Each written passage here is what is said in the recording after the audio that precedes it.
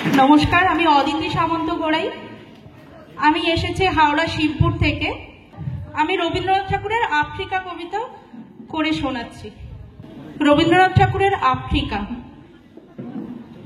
উদ্ভ্রান্ত সেই আদিম যুগে স্রষ্টা যখন নিজের প্রতি অসন্তোষে নতুন সৃষ্টিকে বারবার করছিলেন বিধ্বস্ত, তার সেই অধৈর্যে ঘন ঘন মাথা নাড়ার দিনে রুদ্র সমুদ্রের বাহু প্রাচী ধরিত্রীর বুকের থেকে ছিনিয়ে নিয়ে গেল তোমাকে।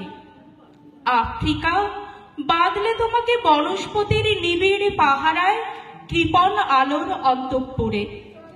সেখানে নিভৃত অবকাশে তুমি সংগ্রহ করছিলে দুর্গমের রহস্য, চিনছিলে জল স্থল আকাশের দুর্বোধ সংকেত, প্রকৃতির দৃষ্টি অতীত জাদু মন্ত্র জাগাচ্ছিল তোমার চেতনাতীত মনে।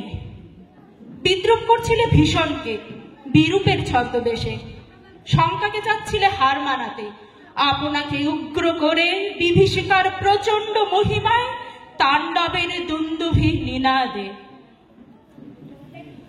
হায় ছায়াবৃতা কালো ঘোমটার নিচে অপরিচিত ছিল তোমার মানব রূপ উপেক্ষার আবিল দৃষ্টিতে। এলো ওরা লোহার হাত কড়ি নিয়ে, নখ যাদের তীক্ষ্ণ তোমার নেকড়ের চেয়ে। এলো মানুষ ধরার দল, গর্বে যারা অন্ধ তোমার সূর্যহারা অরণ্যের চেয়ে। সভ্যের বর্বর লোভ নগ্ন করলো আপন নির্লজ্জ অমানুষতা তোমার ভাষাহীন ক্রন্দনে। বাষ্পাকুল অরণ্য পথে পঙ্কিল হলো ধুলি তোমার রক্তে অশ্রুতে মিশে। দস্যু পায়ের কাঁটা মারা জুতোর তলায় বিভৎস কাদার পিণ্ড চিরচিহ্ন দিয়ে গেল তোমার অপমানিত ইতিহাসে। সমুদ্র পারে সেই মুহূর্তেই তাদের পাড়ায় পাড়ায় মন্দিরে বাজছিল পূজার ঘণ্টা। সকালে সন্ধ্যায় দয়াময় দেবতার নামে শিশুরা খেলছিল মায়ের কোলে, কবির সঙ্গীতে বেজে উঠছিল সুন্দরের আরাধনা। আজ যখন প্রদোষকাল ঝঞ্ঝা বাতাসের ঊর্ধ্বশ্বাস, যখন গুপ্ত গহ্বর থেকে পশুরা বেরিয়ে এলো, অশুভ ধ্বনিতে ঘোষণা করলো দিনের অন্তিম কাল।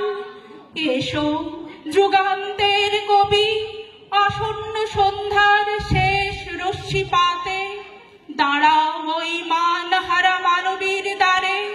বলো ক্ষমা করো হিংস্র প্রলাপের মধ্যে, সেই হোক তোমার সভ্যতার শেষ পুণ্যবাণী। নমস্কার।